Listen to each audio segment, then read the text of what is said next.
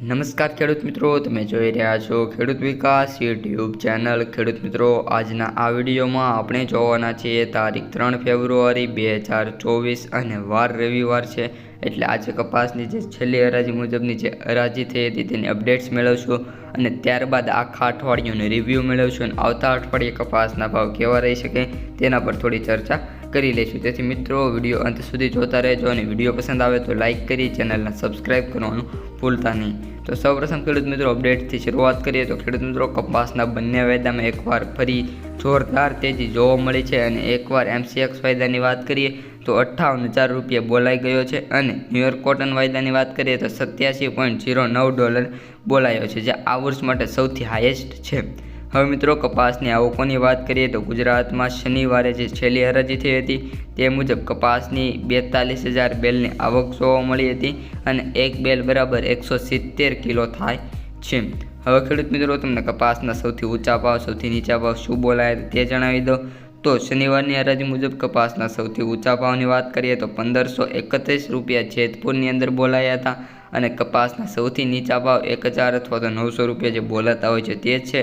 અને હજી પણ કપાસના એવરેજ ભાવ 1,100 રૂપિયાથી 1,350 અને ગામડે બેઠા ખેડૂતોનો કપાસ લેવા માટે વેપારીઓ 1,400 રૂપિયા ભરતા હોય છે। જો મિત્રો, તમે હમણાં કપાસ આપ્યો હોય, ગામડે બેઠા આપ્યો અથવા તો માર્કેટમાં જે આપ્યો હોય, તમારે શું શનિવારે ભાવ આવ્યા હતા તેની કોમેન્ટમાં જણાવવાનું ભૂલતા નહીં। હવે મિત્રો, ક્વિન્ટલના ભાવની વાત કરીએ લઈએ તો એવરેજ ભાવ 6,455, સૌથી વધુ ભાવની વાત કરીએ તો 4,415, 7,415 મિત્રો અને સૌથી ઓછા ભાવ 4,255 બોલાતા જોવા મળ્યા છે। હવે મિત્રો, આખા અઠવાડિયાનો આપણે રિવ્યૂ કરીએ તો આ આખા અઠવાડિયા દરમિયાન જે ગયા અઠવાડિયે મિત્રો કપાસના ભાવમાં વધારો જોવા મળ્યો હતો તેવો જ વધારો આ અઠવાડિયે જોવા નથી મળ્યો અને મોટાભાગે કપાસના ભાવમાં ઘટાડો થયો હતો। અને ઘણા મિત્રોનો એક સવાલ છે કે તમે હમણાં કપાસના ભાવ કેમ નથી મૂકી રહ્યા? તો હમણાં મારા મિત્રો પરીક્ષા ચાલી રહી છે, જેના લીધે હું ભાવની સ્ક્રિપ્ટ બનાવી શકતો નથી અને જેના લીધે તમને ભાવ જોવા નથી મળતા, જેના કારણે આપણે કપાસ ચર્ચા મૂકીએ છીએ।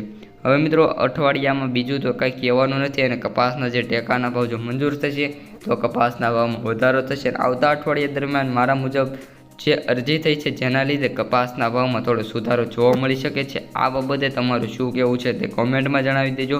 અને હવે મિત્રો, આપણે વાત કરીએ તો સોમવારે જ્યારે માર્કેટ ખુલશે ત્યારે તેજીથી ખુલે એવી સંભાવના હોય છે, કારણ કે દર સોમવારે કપાસની આવકો પણ ખૂબ વધારે થતી હોય છે અને શરૂઆતમાં જે કપાસ હોય છે તેના ભાવ પણ સારા ખેડૂતોને મળતા હોય છે। આ આપણે આખા 2 વર્ષથી વિશ્લેષણ એટલે કે અર્થકરણ કર્યું છે।